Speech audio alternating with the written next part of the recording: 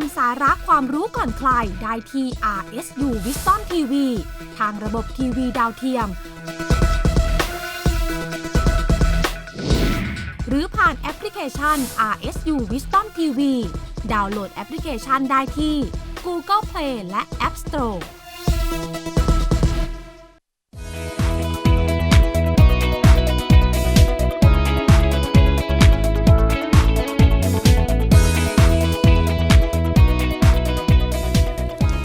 Welcome back. Up next in ASEAN Challenge is ASEAN Interview. นะคะจะมีประเด็นอะไรน่าสนใจเกี่ยวกับภูมิภาคอาเซียนของเรานะคะไปดูกันในเชิงลึกกันหน่อยนะคะไปติดตามกันเลยค่ะ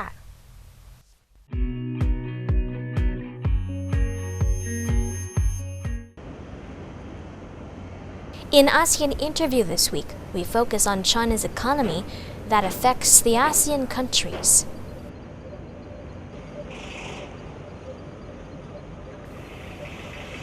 China's foreign trade in November dropped 4.5% year-on-year to 2.16 trillion won, or $337 billion. The ninth consecutive monthly decline. The decline range in November significantly contracted when compared with the 9% year-on-year plunge registered in October.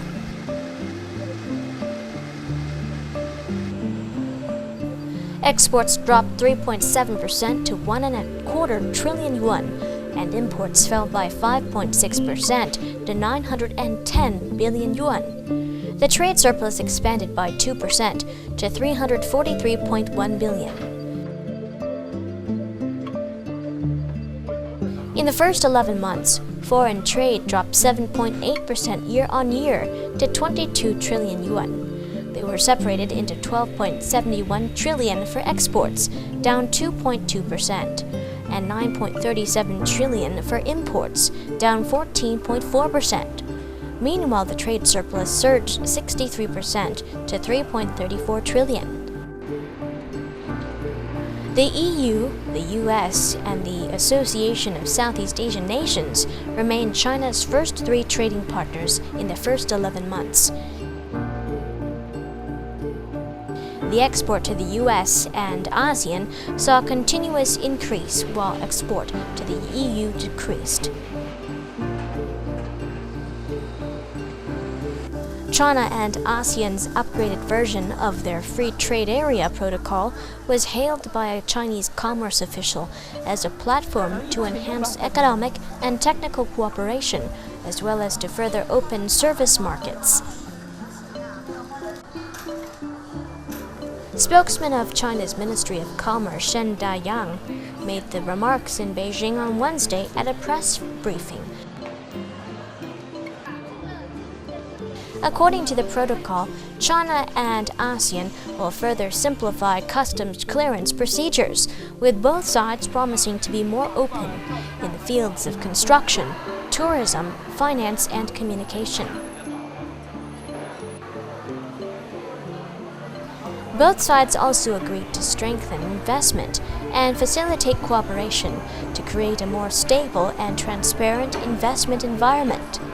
China and ASEAN also vowed to deepen cooperation in fields of agriculture, information, and transportation, including e-commerce as a new field.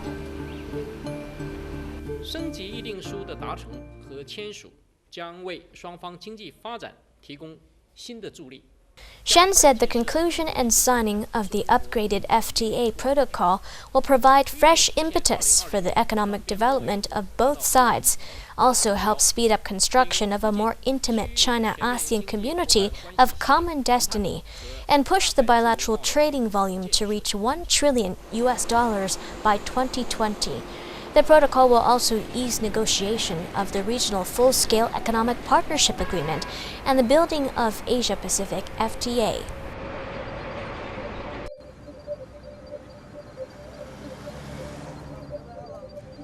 Moving to Malaysia, China will grant a 50 billion yuan quota to Malaysia under the Renminbi Qualified Foreign Institutional Investor Program.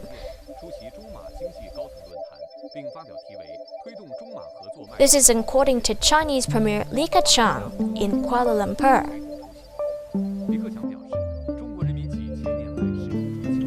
Li, who is paying his first official visit to the Southeast Asian country as premier, also pledged many other moves to strengthen financial cooperation with Malaysia when addressing a bilateral high-level economic forum.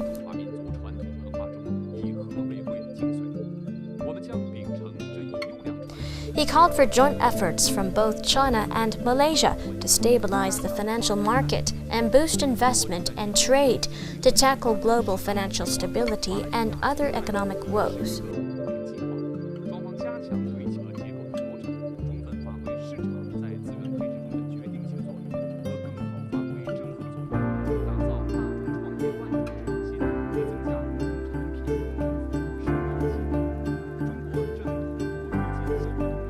The premier said he hopes China's development and growing domestic demand can unleash business opportunities for Malaysian enterprises.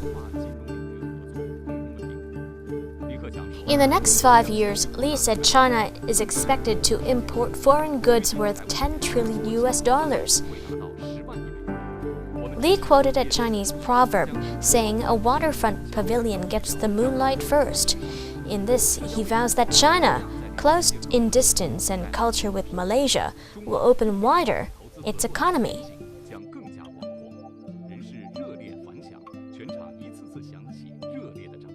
The Chinese and Malaysian economies are complementary, he said, adding that China welcomes Malaysian companies to invest and develop on its soil, which will promote two-way investment and development of both countries. Li said Malaysia has many advantages in this area. He noted that China will expand trade in services with ASEAN in an upgrade of their free trade agreement. The expansion will be conducive to raising the level of bilateral trade between China and Malaysia.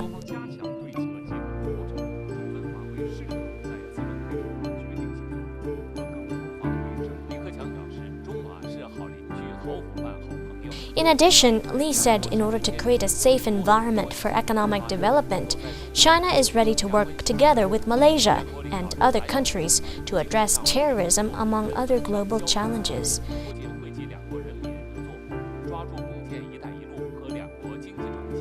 In conclusion, Li hailed the Malaysian cuisine as a perfect combination of Chinese and local flavors, calling for efforts from enterprises of both countries to cook a grand dish of practical cooperation to benefit the two peoples.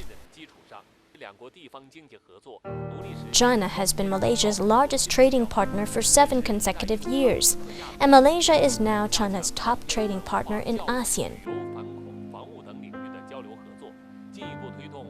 with annual bilateral trade volume topping $100 billion.